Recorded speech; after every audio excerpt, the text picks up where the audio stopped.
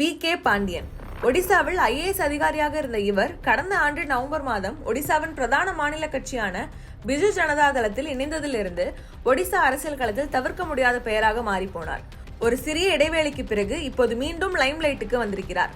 ஆனால் கதையின் முக்கிய ட்விஸ்டாக இம்முறை அவரை எதிர்த்து போர்க்கொடி தூக்கியிருப்பது அரசியலில் அவர் வளர காரணமாக இருந்த முன்னாள் முதல்வர் நவீன் பட்நாயக். பிஜு ஜனதா தளத்தின் தலைவர் நவீன் பட்நாயக்கின் வலதுகரமாக கூடவே இருந்ததால் பாண்டியன் தான் பட்நாயக்கின் அடுத்த அரசியல் வாரிசு என்றும் அவரே நிழல் முதல்வராக செயல்பட்டு வருகிறார் என்றும் ஒடிசா அரசியல் களத்தில் விமர்சனங்கள் வைக்கப்பட்டது.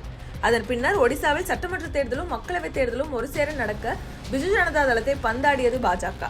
அதுவரை தங்களுக்கு எதிராக பெரிய அளவுக்கு மோதல் போக்கை கடைபிடிக்காத பிஜு ஜனதா தளத்தை நடந்து முடிந்த தேர்தலில் கடுமையாக தாக்கி பேசியது பாஜக.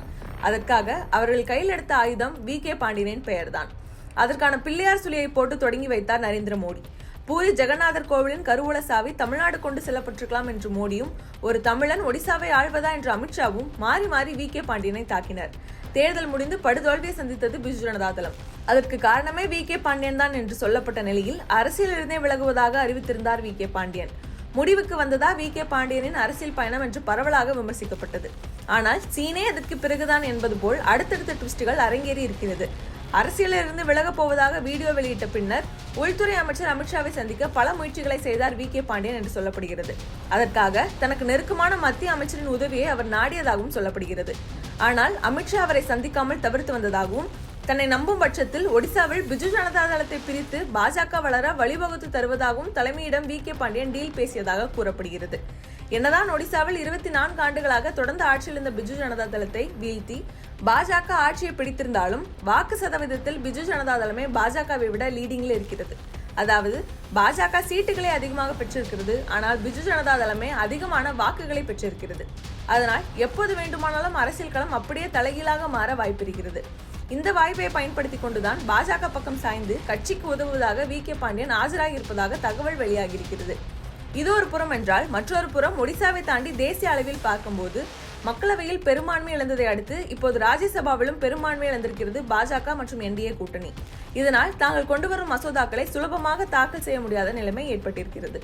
இதனால் தங்கள் கூட்டணியில் இல்லாத கட்சிகளின் ஆதரவையும் பெற வேண்டிய நிர்பந்தத்தில் தள்ளப்பட்டிருக்கிறது பாஜக.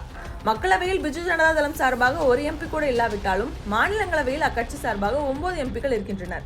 இதற்காக நவீன் பட்நாயக்கின் ஆதரவு கோரி அவரை அணுகியிருக்கிறது பாஜக தலைமை. பட்நாயக்கும் குடியரசுத் தலைவர் மற்றும் துணை குடியரசுத் தலைவர் தேர்தலில் பாஜகவின் வேட்பாளரை ஆதரிக்க தயார் என்றும், ஆனால் அதுக்காக ஒரு கண்டிஷனையும் முன்வைத்திருப்பதாக அரசியல் வட்டாரத்தில் கூறப்படுகிறது.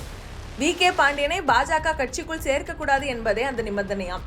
பாஜகவும் நவீன் பட்நாயக்கின் ஆதரவை தேவைப்படுவதால் வி.கே. பாண்டியனின் அழைப்புகளை புறக்கணித்து பாராமுகமாக இருப்பதாக கூறப்படுகிறது.